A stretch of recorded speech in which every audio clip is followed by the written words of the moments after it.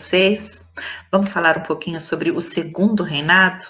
Vocês se lembram que nós falamos que Dom Pedro I abdicou do trono e foi embora para Portugal? Seu filho tinha apenas 5 anos e não podia tomar posse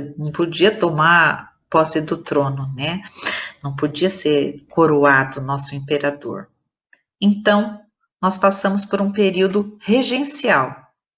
Mas, como muitas manifestações foram surgindo e o povo foi fazendo muitas, demonstrando bastante descontentamento com os regentes, então eles acharam melhor emancipar Pedro de Alcântara quando ele tinha apenas 14 anos de idade. Então, em 1841, com apenas 14 anos de idade, Pedro de Alcântara foi declarado maior.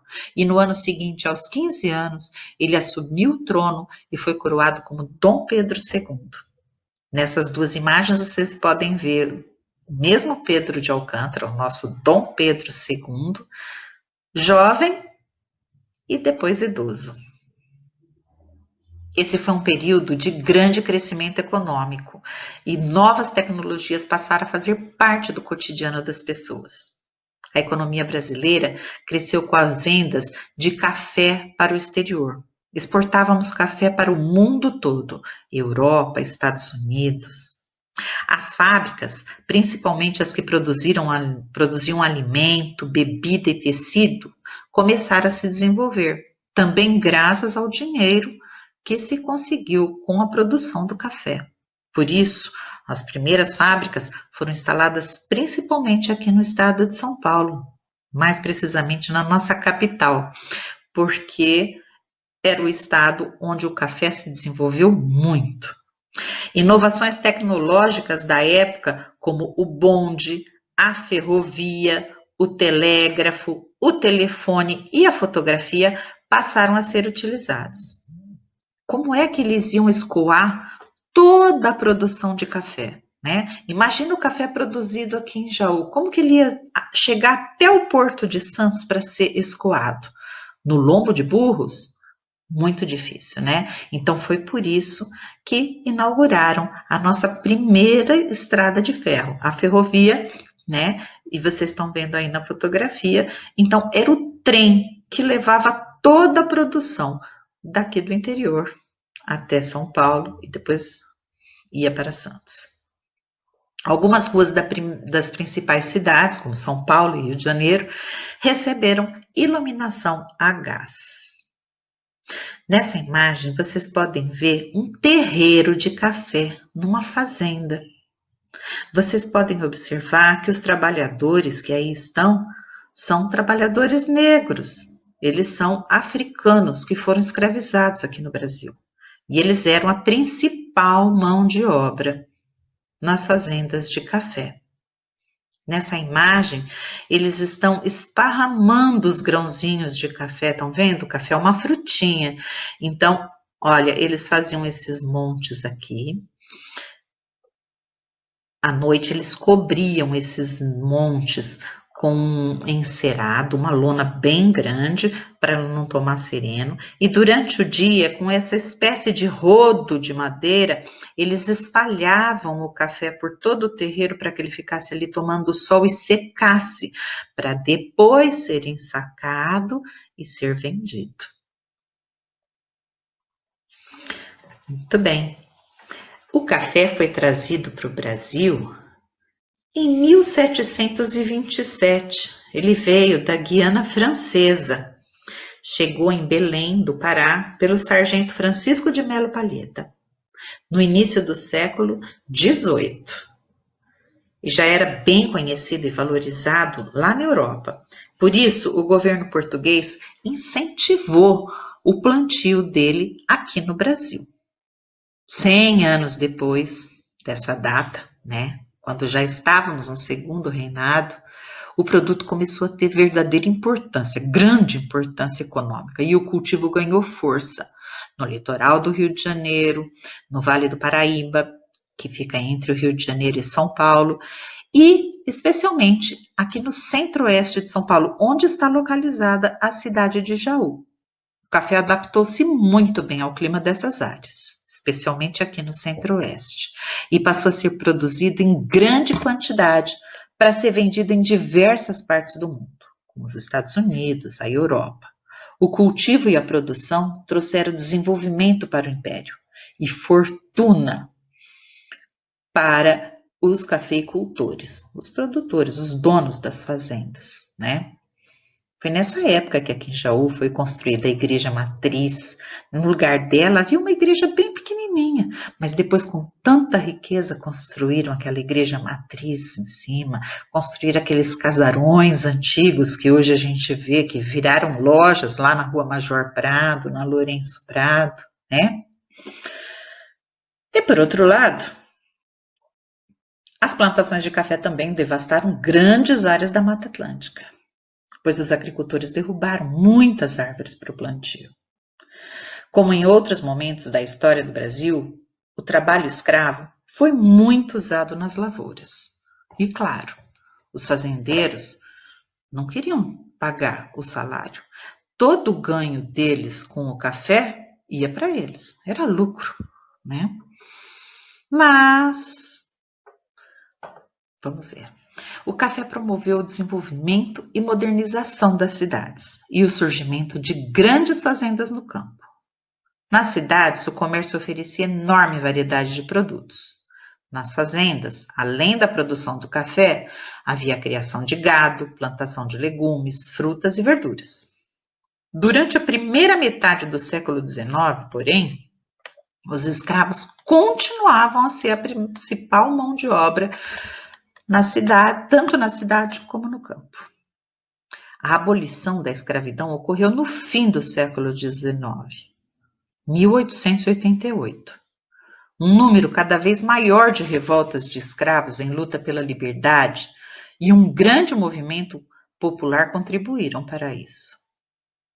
Foi uma luta, foi preciso luta para conseguir. O movimento abolicionista contou com a participação de escravos libertos, de militares, advogados, jornalistas e estudantes. A Inglaterra e outros países europeus pressionavam o Brasil pelo fim da escravidão, vista como um sinal de atraso. O fim do trabalho escravo, contudo, foi um processo longo, que aconteceu em etapas. O primeiro passo foi a proibição do tráfico de escravos africanos, em 1850. Era a Lei Eusébio de Queiroz, que acabou com a compra e venda de escravos trazidos da África. Como a gente sabe, toda a campanha começa com o primeiro passo, né? E aqui o Eusébio de Queiroz. Muito bem. Nessa imagem aqui, a gente já pode ver trabalhadores vindos da Europa. Vamos ver? São os imigrantes europeus. Para a nossa região aqui de Jaú, vieram muitas pessoas da Itália, da Espanha. Muitos de vocês podem ser descendentes deles. Conversem com seus familiares para saber se os bisavós ou os tataravós vieram lá da Itália ou da Espanha ou outro país da Europa para trabalhar nas fazendas de café daqui de Jaú.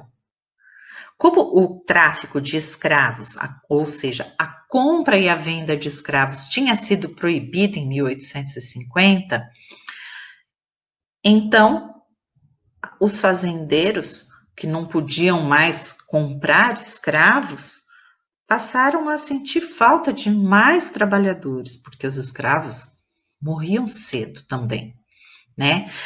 Então, o Brasil começou a incentivar, por volta de 1870, a vinda de europeus para cá. Diferentes dos africanos, eles não foram escravizados. Eles recebiam pagamento pelo trabalho que realizavam. Por isso, eles eram chamados de trabalhadores assalariados. Os imigrantes estabeleceram principalmente nas fazendas de café do Centro-Oeste paulista, como Jaú. Os africanos e os afrodescendentes, que não eram livres, resistiram à escravidão de diversas formas. Eles fugiam, eles formavam quilombos, faziam revoltas, como a revolta de Malês, lutas judiciais entre escravos e senhores, né? Com o tempo, o movimento abolicionista brasileiro ganhou força e lutou pelo fim da escravidão. Nesta imagem, você pode ver ilustres abolicionistas do Brasil, pessoas que lutaram junto com os escravos pela liberdade.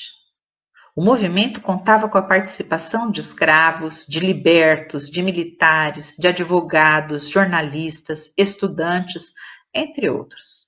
Na década de 1870, foram criadas sociedades emancipadoras do elemento servil e de libertação no Rio de Janeiro, ligadas aos abolicionistas, que mobilizavam recursos, dinheiro, para a libertação de escravizados.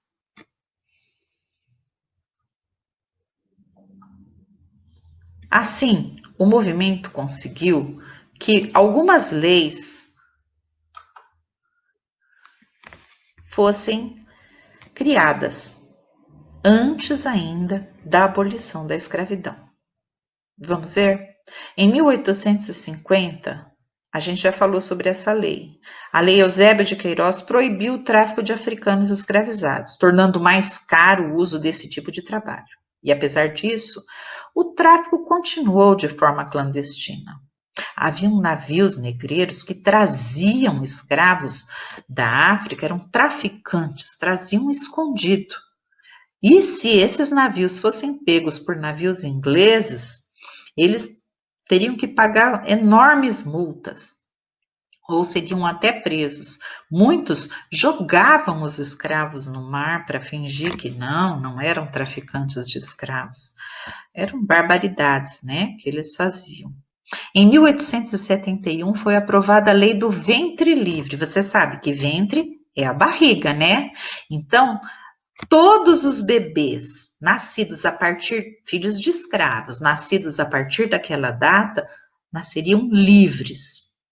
Essa lei não mudou muita coisa, visto que os bebês tinham que ficar junto com suas mães. Então, eles permaneciam na fazenda, permaneciam nas casas onde elas trabalhavam e acabavam tendo que trabalhar junto para poderem se manter ali, né?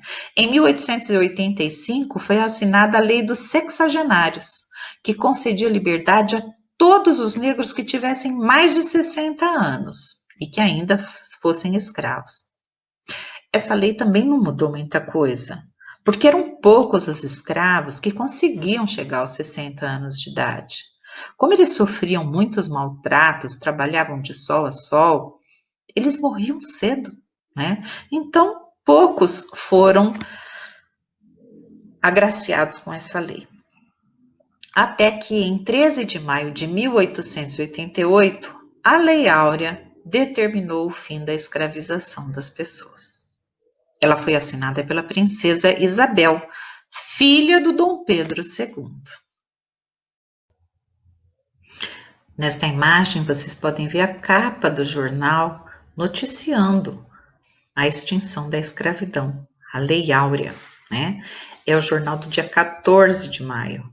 Observem que eles contam aqui que a princesa Isabel, regente em nome de Sua Majestade o Imperador, o senhor Dom Pedro II, faz saber a todos os súbditos do Império que a Assembleia Geral decretou e ela sancionou a seguinte lei.